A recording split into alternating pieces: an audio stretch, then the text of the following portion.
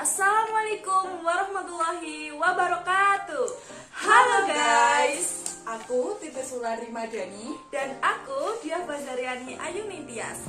Jadi hari ini kita akan belajar tentang literasi matematika, khususnya menginterpretasikan dan mengevaluasi hasil. Let's go! Yang pertama, membahas pengertian menginterpretasikan dan mengevaluasi hasil. Program for International Student Assessment atau PISA, yaitu penelitian berskala internasional mengenai literasi membaca, matematika, serta sains yang dilaksanakan oleh Organization for Economic Cooperation and Development atau OECD. PISA mengukur 3 aspek literasi, salah satunya adalah literasi matematika. Literasi matematika dapat dianalisis menjadi 3 aspek yang saling berkaitan, yaitu proses matematika, konten matematika, dan konteks. Pada pembahasan ini, fokus diarahkan pada aspek proses matematika, yang dalam asesmen PISA mencakup 3 proses, salah satunya yaitu menginterpretasikan, mengaplikasikan, dan mengevaluasi luaran matematika. Apa itu menginterpretasikan, mengaplikasi, dan mengevaluasi? Yang pertama, menginterpretasikan adalah merujuk pada kemampuan individu dalam menafsirkan hasil atau solusi matematika ke dalam konteks permasalahan yang diberikan. Yang kedua, mengaplikasikan adalah proses ini berkaitan dengan kemampuan menggunakan konsep, prosedur, dan model matematika secara tepat dalam menyelesaikan masalah kontekstual.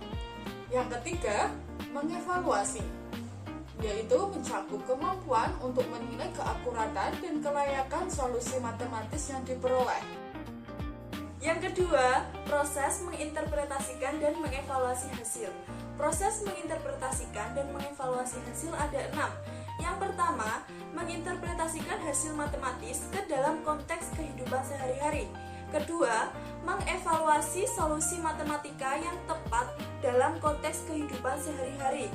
Ketiga, memahami bagaimana kehidupan sehari-hari dapat mempengaruhi hasil dan perhitungan prosedur atau model matematika dalam pengambilan keputusan kontekstual. Kemudian, yang keempat, menjelaskan mengapa solusi atau kesimpulan matematika yang diperoleh sesuai dengan konteks masalah. Kelima, memahami perluasan dan keterbatasan konsep matematika dan solusi matematika. Dan yang terakhir adalah mengkritik dan mengidentifikasi keterbatasan model yang digunakan untuk memecahkan masalah. Contoh dari menginterpretasikan dan mengevaluasi hasil adalah penerapan drip rate. Konsep drip rate adalah jumlah tetesan cairan infus yang diberikan kepada pasien setiap menit. Tujuannya adalah untuk memastikan cairan infus diberikan sesuai kebutuhan pasien dalam waktu tertentu. Rumus drip rate D sama dengan D kali V per 60 dikali N. Untuk D adalah drip rate atau tetes per menit. D kecil faktor tetesan infus yang diukur dalam setiap tetes per mililiter. V volume infus dengan satuan mililiter. N waktu yang dibutuhkan untuk memasukkan cairan. 60 adalah konversi dari jam ke menit karena N masih dalam jam. Sekarang masuk ke pertanyaan pertama. Seorang perawat ingin mengubah waktu pemberian infus menjadi 2 kali lebih lama dari waktu semula. Jelaskan bagaimana perubahan tersebut mempengaruhi tingkat tetesan infus jika faktor tetes dan volume cairan tetap. Komponen penilaiannya di sini ada deskripsi, menjelaskan pengaruh perubahan suatu variabel, di sini adalah waktu, terhadap variabel lain dalam rumus dengan asumsi variabel lainnya tetap. Konten matematikanya, perubahan dan hubungan. Konteksnya, pekerjaan dalam bidang kesehatan atau tenaga medis. Prosesnya menggunakan, yaitu menerapkan konsep atau rumus matematika dalam situasi nyata.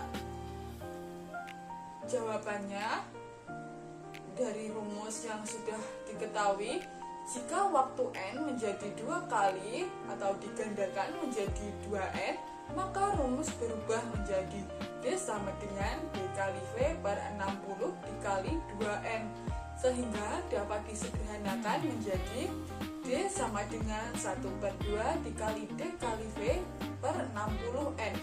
D sama dengan 1/2 kali D. Kesimpulannya, jika waktu pemberian infus diperpanjang menjadi 2 kali lipat, maka tingkat tetesan infus akan berkurang menjadi setengah dari semula. Dengan kata lain, semakin lama waktu yang diberikan, semakin kecil jumlah tetesan per menit yang diperlukan. Pertanyaan 2. Seorang perawat memberikan infus kepada pasien dengan tingkat tetesan infus atau D sebesar 50 tetes per menit. Waktu yang dibutuhkan untuk menghabiskan cairan infus atau N adalah 3 jam. Infus yang digunakan memiliki faktor tetes atau D kecil sebesar 25 tetes per mililiter. Berapakah volume cairan infus atau V yang diberikan kepada pasien? Dari pertanyaan tersebut, diperoleh komponen penilaian. Yang pertama adalah deskripsi, yaitu menentukan nilai suatu variabel dengan cara membalik persamaan dan mensubstitusikan dua nilai yang diketahui. Kemudian konteks matematikanya adalah perubahan dan hubungan. Konteks yaitu pekerjaan, bidang kesehatan atau tenaga medis. Dan yang terakhir adalah proses, menggunakan yaitu menerapkan konsep atau rumus matematika dalam menyelesaikan masalah.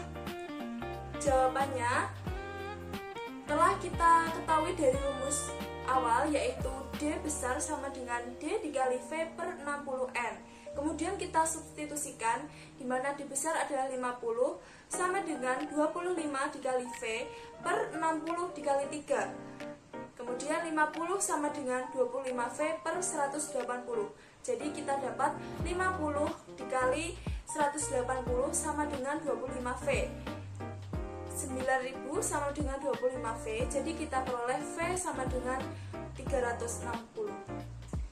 Kesimpulannya yaitu volume cairan infus yang diberikan kepada pasien adalah 360 ml. Hasil ini diperoleh dengan menggunakan rumus Drip-Ret serta mensubstitusikan nilai yang diketahui secara tepat. Sendiri tanpa kekasih. Sekian dan terima kasih.